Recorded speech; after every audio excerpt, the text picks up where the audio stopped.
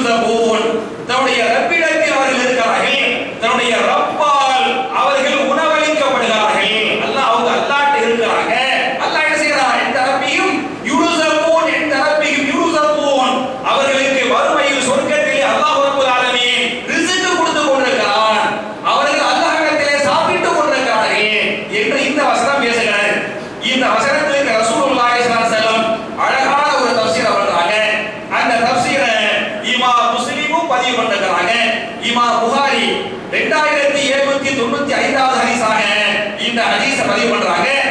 புகாரியுடைய ரிவாயத்தை விட முஸ்லிமில் இன்னும் முழுசாக வருகிறது. புரியுதா? என்ன என்று சொன்னால், யார் அல்லாஹ்வுடைய பாதையில ஷஹீதாக்கப்பட்டாங்களோ அவங்க நேரா எங்க போயிருவாங்க? சொர்க்கத்துக்கு போயிருவாங்க. அவங்களுக்கு கபருடைய வாழ்க்கையெல்லாம் கிடையாது. யார் அல்லாஹ்வுடைய பாதையில் கொல்லப்பட்டு விட்டார்களோ அவர்கள் நேராக சொர்க்கத்தை சென்றடைவார்கள், சொர்க்கத்திற்கு போய் வருவார்கள் என்று நபிகள் நாயகம் சஹாபாக்களுக்கு சொல்லிவிட்டு சொன்னார்கள். அவங்க சொர்க்கத்தில் எப்படி இருப்பார்கள் என்று சொன்னால், பச்சை நிற பறவையை போன்று, பச்சை நிற பறவையை போன்று அவர்கள் சொர்க்கத்தில் விரும்பிய இடங்களுக்கு பறந்து செல்வார்கள். விரும்பிய இடங்களுக்கு அவர்கள் சொர்க்கத்தில் சுத்தி செல்வார்கள். விரும்பிய உணவுகளை அவர்கள் சொர்க்கத்திலே உண்ணுவார்கள். விரும்பிய இடங்களுக்கு அப்படியே பறந்து போய் அவங்க சாப்பிட்டு கொண்டு கடைசியில் ஒரு இடத்தில் அடைய வேண்டும் என்று சொன்னால் எங்கே வருவார்கள் என்று சொன்னால் அல்லாஹ்வுடைய அரிசிக்கு வருவார்கள். அல்லாஹ்வுடைய அரிசிக்கு கீழே ஒரு மாடம் இருக்கும். அல்லாஹ்வுடைய அரிசிக்கு கீழே ஒரு மாடம் இருக்கும். அந்த மாடத்திலே கண்ணாடி கூண்டுகள் இருக்கும். அந்த கண்ணாடி கூண்டுகளில் அவர்கள் அடைந்து கொள்வார்கள். யார் ஷஹீதுகளோ பச்சை நிறை பறவையாக சொர்க்கத்தில் சுத்துவாங்க. விரும்பிய சாப்பாடு சாப்பிடுவாங்க. கடைசியில ரெஸ்ட் வேணுமா இல்லையா? ரெஸ்ட் கேட்க வருவாங்க. அல்லாஹ்வுடைய அரிசிக்கு கீழே வந்து ஒரு மாடத்துக்குள்ள உட்கார்ந்து கண்ணாடிக்குள்ள உட்கார்ந்து ரெஸ்ட் எடுத்துக்கிடுவாங்க. அப்படின்னு சொல்லிவிட்டு அந்த பச்சை நிறை பறவையாக அந்த ஷஹீதுகள் சுத்திக்கிட்டு இருக்காங்கல்ல, அவங்கள்ட்ட அவர்களை பார்த்து அல்லாஹ் ரப்பல் ஆலமீன் அவங்கள்ட்ட கேள்வி கேட்பான்.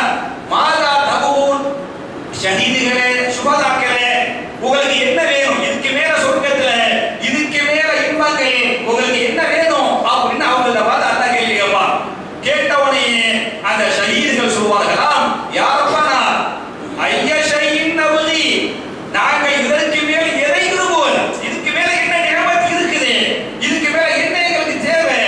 ஐய ஷைஇன் நபுகி, இதற்கு மேல் நாங்கள் எதை விரும்புகிறது? வகத் அஅதைனா மா லம் துஅத் அஹதன் மின் ஹல்கிக, உடைய படைப்பினங்களில் யாருக்கும் கொடுக்காத இன்பங்களை நீ எங்களுக்கு கொடுத்திருக்கிறாயே, இதுக்கு மேல இன்பங்களை எங்களால் கற்பனை செய்யக்கூட செய்ய முடியவில்லை, எப்படி கேட்க முடியும்? அப்படின்னு அந்த சுஹதாக்கள் அல்லாஹ்விடத்திலே சொல்வார்கள். அல்லாஹ் விட மாட்டான். அல்லாஹ் விடாம திரும்பி கேட்பானா, ஷஹீதுகளே மாதா தகுன், இதுக்கு மேல என்ன வேணும்? ஷஹீதுகளே உங்களுக்கு இதுக்கு மேல என்ன வேணும் அப்படி கேட்பான். இதுக்கு மேல என்ன வேணும்? இதுக்கு மேல என்ன வேணும்? அல்லாஹ் மறுபடியும் மறுபடியும் அந்த ஷஹீதுகளை கேட்டவனே அந்த ஷஹீதுகள் அல்லாஹ்வை கோரிக்கை வைப்பாங்களா, முரீது யா ரப்பனா அன்முரத்தனா இலா தாரித் துன்யா, அல்லாஹ்வே எங்களுக்கு இதுக்கு மேல என்ன வேணும்? இதுக்கு மேல என்ன வேணும்னு சொன்னா எங்களை மறுபடியும் நீ உலகத்துக்கு அனுப்பி நாங்கள் உலகத்திற்கு சென்று மறுபடியும் உன்னுடைய பாதையில் என்ன செய்வோம்? போராடுவோம். உன் பாதையில் போராடி நாங்கள் கொல்லப்படுவோம். நாங்கள் கொல்லப்பட்டு மறுபடியும் இந்த இன்பத்துக்கு வருவோம். திருப்பி எங்கள் உலகத்துக்கு அனுப்பிவிடு. திருப்பி கொல்லப்படுவோம். திருப்பி இந்த இன்பத்துக்கு வருவோம் அப்படின்னு அவங்க வந்து சொல்லுவாங்க. அதுக்கு அல்லாஹ் சொல்லுவானா, இன்னி கதப்து அன்னஹும் இலைஹா லா யுர்ஜஊன், நான் ஒன்றை தீர்மானித்து விட்டேன். எதை தீர்மானித்து விட்டேன் என்று சொன்னால், ஒருவர் வஃபாத் ஆகிவிட்டால், ஒருவருடைய ரூஹ் என்பது உலகத்திலிருந்து இங்கே வந்து விட்டால் மறுபடியும் அந்த ரூஹை உலகத்திற்கு அனுப்புவது இல்லை என்பது என் தீர்மானமாக இருக்கிறது. எனவே மறுபடியும் ஒரு என்ன செய்ய மாட்டேன், உலகத்துக்கு அனுப்ப மாட்டேன் என்று அல்லாஹ் சொல்வதாக ரசூல் ஸல்லல்லாஹு அலைஹி வஸல்லம் சஹாபாக்கள் சொன்னாங்க என்று இந்த ஹதீஸ் பேசுகிறது. அப்ப ஷஹீதுடைய தரஜா என்னங்கிறதுக்கு இந்த ஹதீஸ் வந்து அழகான ஆதாரம். அதனால தான் இன்னொரு ஹதீஸ் இமாம் புகாரி 4080வது ஹதீஸை பதிவு பண்ணுவாங்க. ஜாபிர் பின் அப்துல்லாஹ் ரலியல்லாஹு அன்ஹு இந்த ஹதீஸ் அறிவிப்பாங்க. உங்களுக்கு தெரியும் ரெண்டு பேரும் சஹாபாக்கள். ஜாபிர் ரலியல்லாஹு அன்ஹு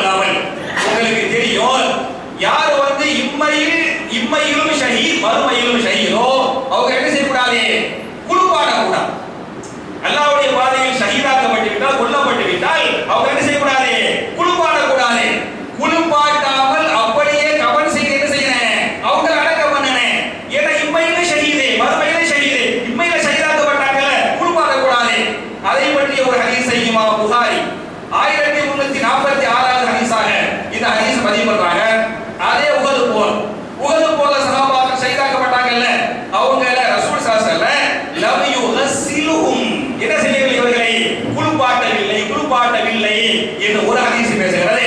இன்னொரு ஹதீஸ்ல அதே புகாரில 2803வது ஹதீஸாக பேசுகிறது. அவங்கள குளிப்பாட்டாதிய, மாறாக அப்படியே ரத்தத்தோடு அப்படி அடக்கம் செய்யுங்கள். ஜா யௌமல் கியாமத்தி, அந்த ஷஹீதுகள் மறுமையிலே வருவார்கள். எப்படி வருவார்கள்? வல் லவ்னு லவ்முத் தம், அந்த இரத்தத்தின் நிறத்தோடு வருவார். இரத்தம் எங்கெல்லாம் இரத்தம் காயம் இருக்கிறதோ அந்த இரத்தத்தோடு வருவார்கள். ஆனால் அந்த இரத்தத்தின் வாடை எப்படி இருக்கும் என்று சொன்னால் வர்ரீஹு ரீஹுல் மிஸ்கி, அது கஸ்தூரியாக கமலும், கஸ்தூரி வாசனையாக என்ன செய்யும் அந்த இரத்தம் இருக்கு என்று இந்த ஹதீஸ் பேசுகிறது. அப்ப என் ஆர்வை சகோதரர்களே, அப்ப யார் இம்மையில ஷஹீதாக்கப்பட்டாங்களோ அவங்க குளிப்பாட்டாதிய, அவங்க மறுமையிலே ஷஹீதாக இருப்பாங்க. அதே சமயத்துல அவர் துணுபாலியாக குளிப்பு கடமையான நிலையில் அவர்கள் வஃபாத் ஆகிவிட்டால் அவங்க மலக்குகள் குளிப்பாட்டாங்க. ஹதீஸ் சொல்றதா இல்லையா?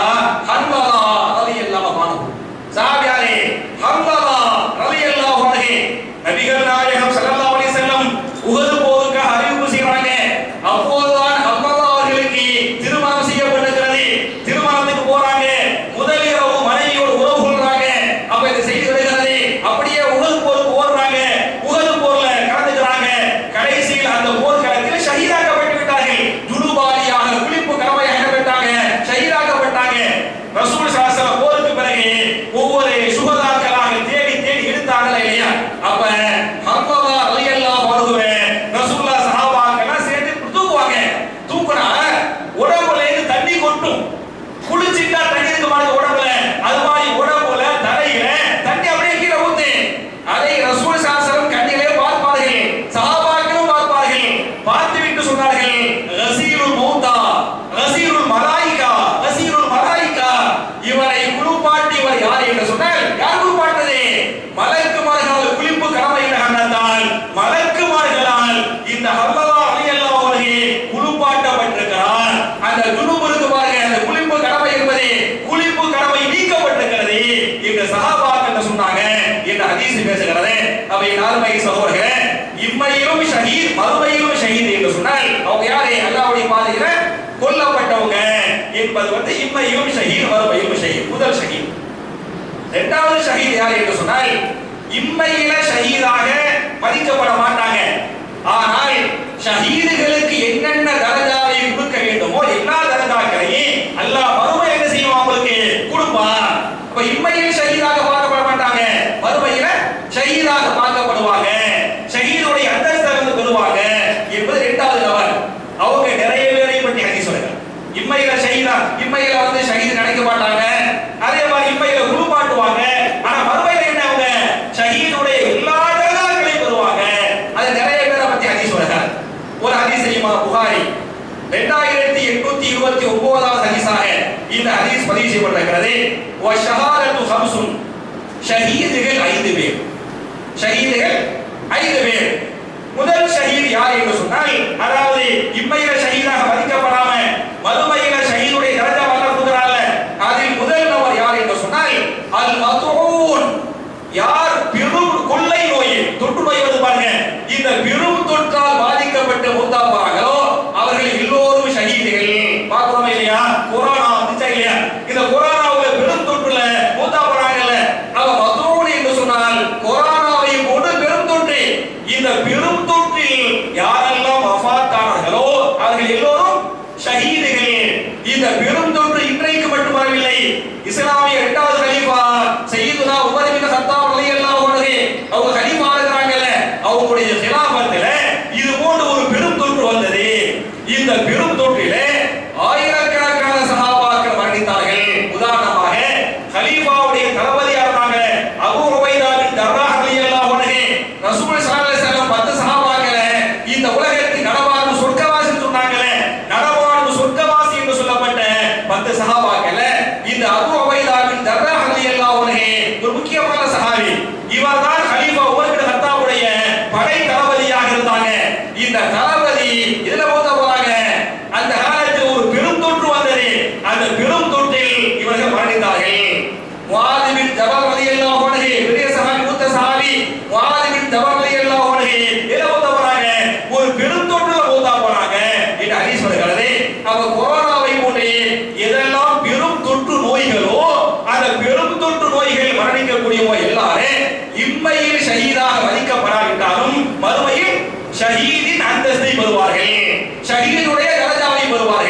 ஒன்னாவது.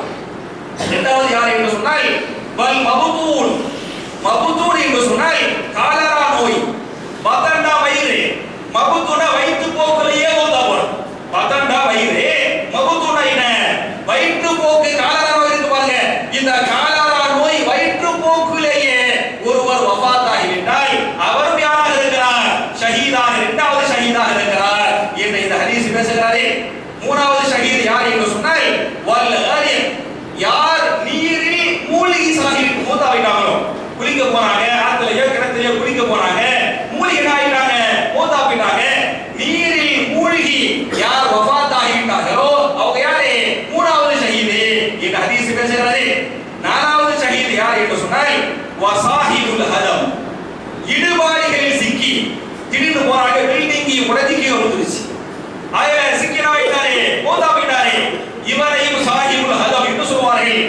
விபத்துல மூத்தா போறாங்கல்ல, விபத்துல காரும் மோதுகிறது, காரும் பஸ் மோதுகிறது, இப்படி மோதி சிக்கி நசுக்கி மூத்தா போறாங்கல்ல, இப்படி மோதி சிக்கி இடிபாடுகள்ல யார் மூத்தா போறாங்களோ இவங்க யாரு?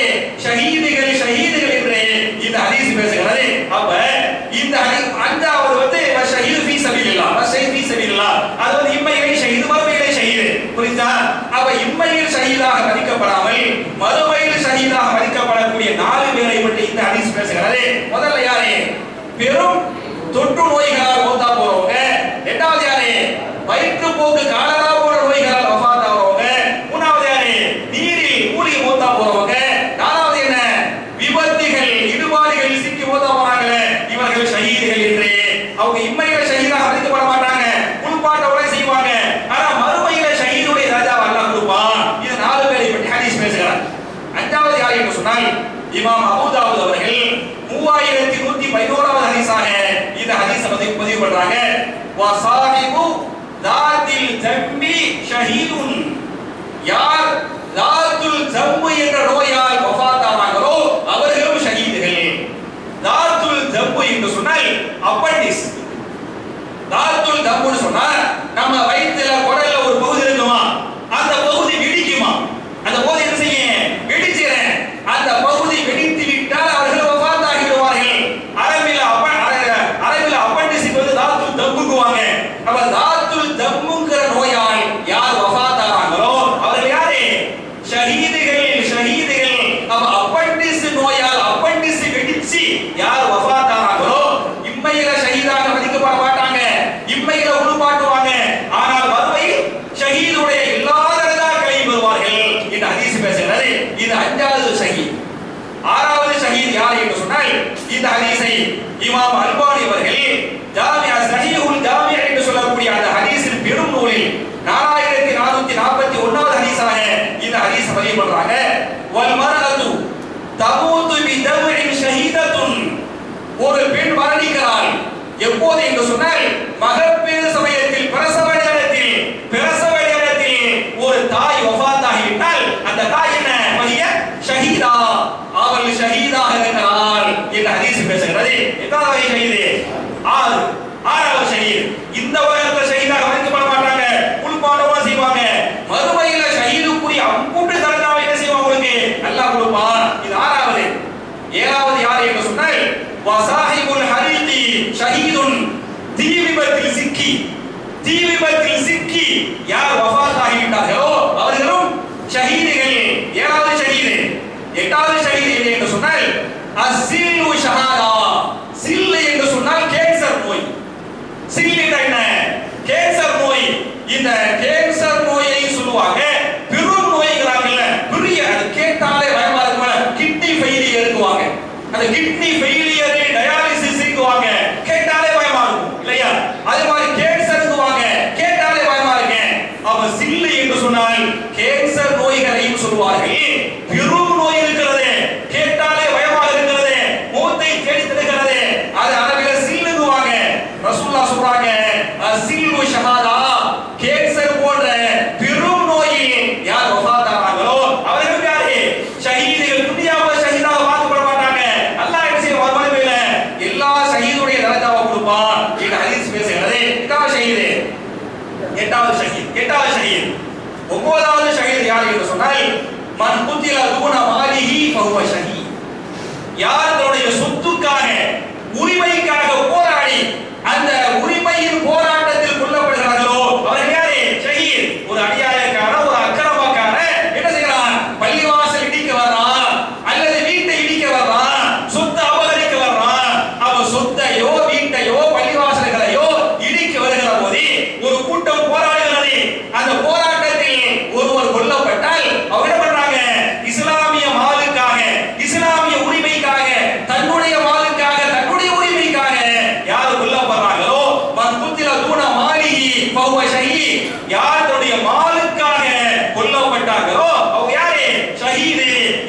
சொல்கிறது. இது 9வது ஷஹீத். 10வது ஷஹீத் யார் என்று சொன்னால் மன் குதில தூன அர்லிஹி ஃபஹுவ ஷஹீதும்.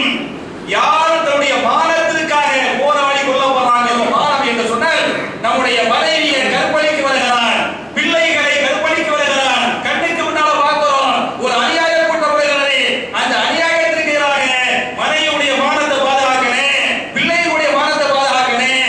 இந்த மானத்தை பாதுகாக்கின்ற போராட்டத்திலே எவன் ஒருவன் கொல்லப்படுகிறானோ ஃபஹுவ ஷஹீதும், அவரும் ஷஹீதாக இருக்கிறான். இந்த துன்யாவில் ஷஹீதாக மரிக்கப்படாவிட்டாலும் நாளை மறுமையில் சொர்க்கத்திலே ஷஹீதுடைய அனைத்து தரஜாவை அல்லாஹ் கொடுப்பான் என்று ஹதீஸ் பேசுகிறது. அப்ப என் அருமை சகோதரர்களே, இம்மையிலும் ஷஹீது மறுமையிலும் ஷஹீது என்பது யாரு? அல்லாஹ்வுடைய பாதையில கொல்லப்படுறவங்க. இம்மையில ஷஹீதாக மதிக்கப்பட மாட்டாங்க, மறுமையில ஷஹீதாக அல்லாஹ் வந்து மதிப்பான், அம்பூட்ட தரஜாவையும் கொடுப்பாங்கிறது நான் சொன்ன இந்த 10 பேர். இந்த 10 பேர் புரிஞ்சா? அதுக்காக இந்த விபத்துல மூத்தா போறவங்க ஷஹீது, அது மாதிரி இடிபாடுகளை சிக்கி மூத்தா போறவங்க ஷஹீதுங்கிறதுக்காக நம்ம விபத்தை எல்லாம் அல்லாஹ்ட்ட கேட்க கூடாது. பெரும் நோயில மூத்தா போறாங்க, பெரும் நோயில மூத்தா அப்படின்னா ஷஹீதுங்கிறனால பெரும் நோயை தாண்ட அல்லாஹ் கேட்கலாமா? அப்படி கேட்க கூடாது. ஒருவேளை விபத்தில் வஃபாத் ஆகிவிட்டால், பெரும் நோயில் வஃபாத் ஆகிவிட்டால் இது அல்லாஹ்வுடைய நாட்டம், அல்லாஹ்வுடைய நாட்டம் இது அப்படின்னு சபூரா இருக்கிறவன், அல்லாஹ்வுடைய நாட்டத்தை நம்பி கொள்கிறோமே அவங்களுக்கு தான் அல்லாஹ் என்ன செய்வான்? இந்த ஷஹாதத்துங்கிற தரஜாவை கொடுப்பான். அதுக்காக விபத்தை கேட்க கூடாது, பெரும் நோய் என்ன செய்யக்கூடாது, அல்லாஹ்ட்ட கேட்க கூடாது என்பதை புரிந்து கொள்ள வேண்டும். மாறாக பெரும் நோய்களை விட்டு அல்லாஹ்விடத்தில் பாதுகாப்பு தேடுங்கள், பாதுகாப்பு தேடுங்கள், விபத்துகளை விட்டு பாதுகாப்பு தேடுங்கள் என்று ஹதீஸ்கள் பேசுகின்றன. உதாரணமாக பிரயாண துஆ, பிரயாண துஆ, அதாவது பிரயாண துஆவுல நான் இன்ஷா அல்லாஹ் ஜனாஸா தொழுகையை உங்களுக்கு கொஞ்சம் கொஞ்சமா உடைச்சு போட்டு எழுதி மனப்பாடம் பண்ண வைக்கிறேனா இல்லையா? அது மாதிரி பிரயாண துஆவை எழுதி போட்டு மனப்பாடம் பண்ண வைப்பேன். பிரயாண துஆ கொஞ்சம் பெருசா இருக்கு, பெரிய துஆக்கள் எல்லாம் உங்களுக்கு தெரியாது. சின்ன துஆக்கள் அல்லாஹும்ம பிஸ்மிக அமூது வாஹியா தெரியுமா தெரியாதா? தெரியும். அல்லாஹும்ம ஃப்தஹ் லி அப்வாப ரஹ்மதிக தெரியும். அல்லாஹும்ம இன்னி அஸ்அலுக மின் ஃபضلிக தெரியும். அல்லாஹும்ம இன்னி அஊது பிக மினல் ஹுபுதி வல் ஹபாயிதி தெரியும். குஃப்ரானக தெரியும். அதே மாதிரி தூங்குறதுக்கு முன்னால அல்லாஹும்ம பிஸ்மிக அமூது, அல்லாஹும்ம பிஸ்மிக அமூது வாஹியா, நான் தப்பா சொன்னாலும் சொல்லி தருவீங்க. அல்லாஹும்ம பிஸ்மிக அமூது வாஹியா தெரியும். சின்ன சின்ன குட்டி குட்டி துஆக்கள், பெரிய துஆக்கள் ஒரு 4-5 துஆக்கள் இருக்கின்றன. அந்த துஆக்கள் தெரியாது. பெரிய துஆக்கள் ஒரு துஆ என்று சொன்னால் பிரயாண துஆ. பிரயாண துஆவுல கால்வாசி உங்களுக்கு தெரியும். எந்த கால்வாசி? வாகனத்தில் ஏறிவிட்டு பிஸ்மில்லாஹ் என்று ஏறிவிட்டு அல்லாஹு அக்பர், அல்லாஹு அக்பர், அல்லாஹு அக்பர், சுப்ஹானல்லதி சஹ்ஹரனா ஹாதா வமா குன்னா லஹு முக்ரினீன் வ இன்னா இலா ரப்பினா லமுன்கலிபூன். அது வர உங்களுக்கு தெரியும்னு எனக்கு தெரியும். புரியுதா? இது வந்து பிரயாண துஆவில் கால் பகுதி, பிரயாண துஆவில் கால் பகுதி. மீதியும் இருக்கிறது. மீதி முக்காவாசி பகுதி என்ன என்று சொன்னால் அல்லாஹும்ம இன்னா நஸ்அலுக ஃபீ சஃபரினா ஹாதா அல் பிர்ர வத் தக்வா வ மினல் அமலி மா தர்லா.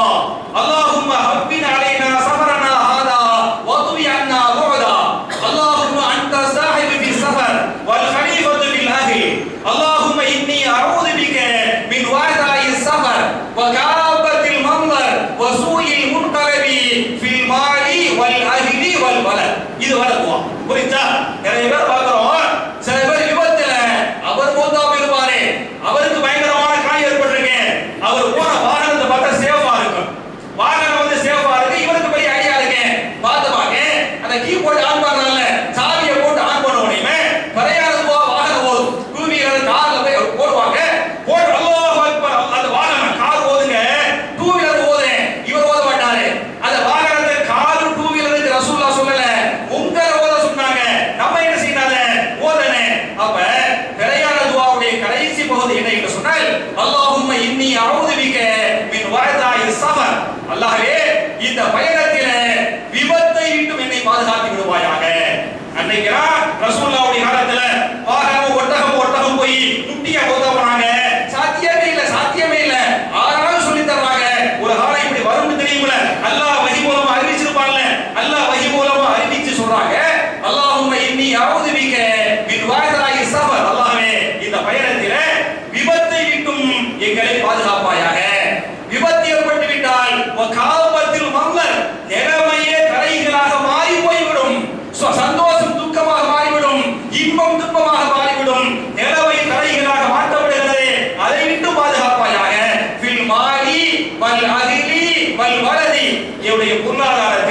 என்னுடைய குடும்பத்திலும் என்னுடைய பிள்ளைகளிலும் இது மாதிரி விபத்துகளை விட்டு பாதுகாத்தாலாம் கேட்கிறோமா இல்லையா? அப்ப விபத்துகளை விட்டு பாதுகாப்பு தேடனே, பெரும் நோய்களை விட்டு பாதுகாப்பு தேடனே, இது மாதிரி முசீபத்துகளை விட்டு பாதுகாப்பு தேடனே.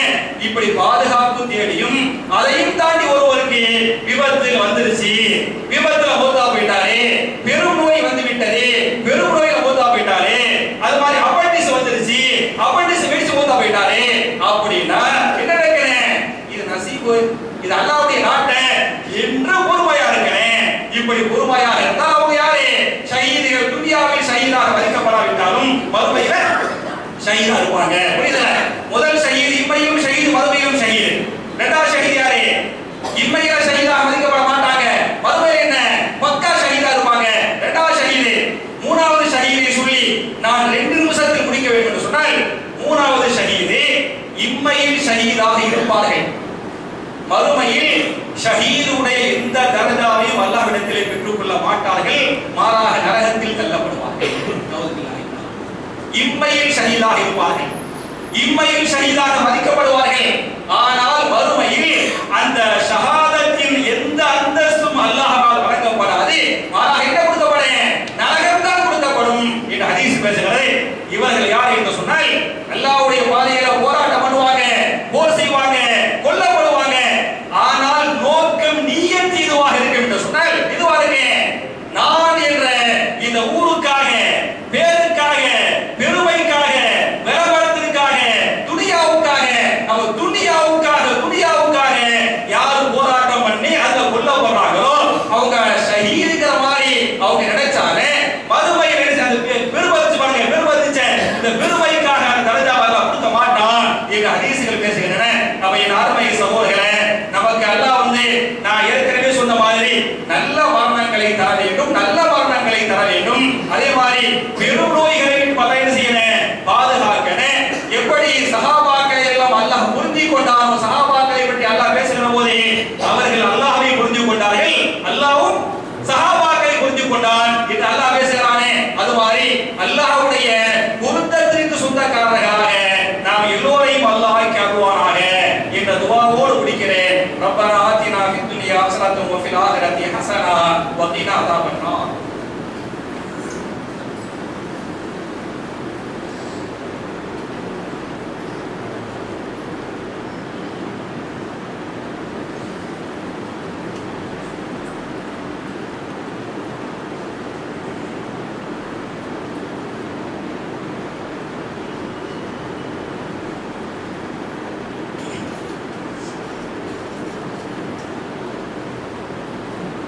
إن الحمد لله اللهم صل على محمد وعلى آل محمد كما صليت على إبراهيم وعلى آل إبراهيم إنك حميد مجيد اللهم بارك على محمد وعلى آل محمد كما باركت على إبراهيم وعلى آل إبراهيم إنك حميد مجيد.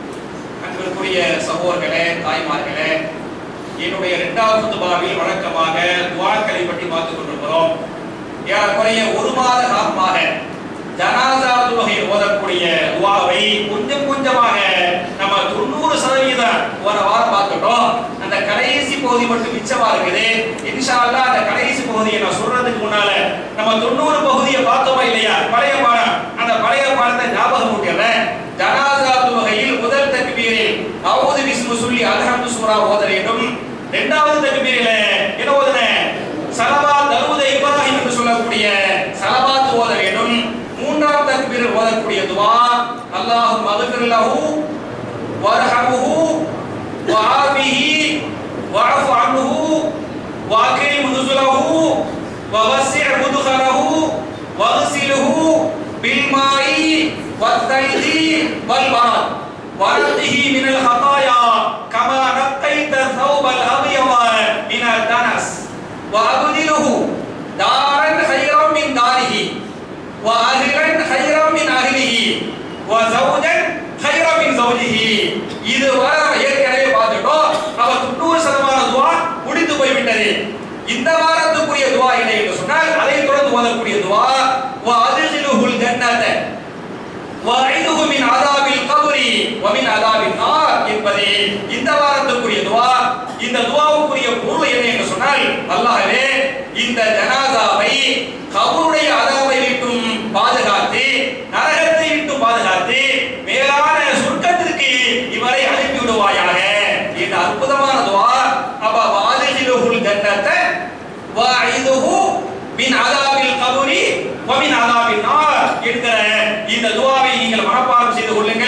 என் அருமை சகோதரர்களே, தாய்மார்களே, நபிகள் நாயகம் ஸல்லல்லாஹு அலைஹி வஸல்லம் சஹாபாக்களுக்கு இது மாதிரியான துஆக்களை சொல்லுகிற போது சஹாபாக்கள் எல்லாம் எப்படி சமிஅனா வ அதானா, கேட்டோம் கட்டுப்பட்டோம் என்று துஆக்களை மனப்பாடம் பண்ணாங்களோ, துஆக்களை ஓதுனாங்களோ, துஆக்களை எடுத்து பிற மக்களுக்கு பிரச்சாரம் பண்ணாங்களோ, அது போன்ற நன்மக்களாக நாம் எல்லோரையும் அல்லாஹ்க்கி நம்முடைய பாவங்களை மன்னித்து நம்முடைய இபாதத்துகளை அல்லாஹ் அங்கீகரித்து அல்லாஹ்வால் பாதுகாக்கப்பட்ட சமுதாயமாக ஒட்டுமொத்த இஸ்லாமிய உம்மத்தையும் அல்லாஹ்க்கி நாளை மறுமையில் மிக உயர்ந்த சொர்க்கமாகிய ஜன்னத்துல் ஃபிர்தௌஸ் என்று சொல்லக்கூடிய அந்த சொர்க்கத்திலே நபிமார்கள், சித்தீகீன்கள், சுஹதாக்கள், சாலிஹீன்களோடு இது போன்ற குடும்பமாக நாம் எல்லோரையும் அல்லாஹ் ஒன்று சேர்த்து வைப்பாராக என்ற துஆவோடு முடிக்கிறேன். அல்லாஹும்ம அஇஸ்ஸல் இஸ்லாம் வல் முஸ்லிமீன் வ அதில்ல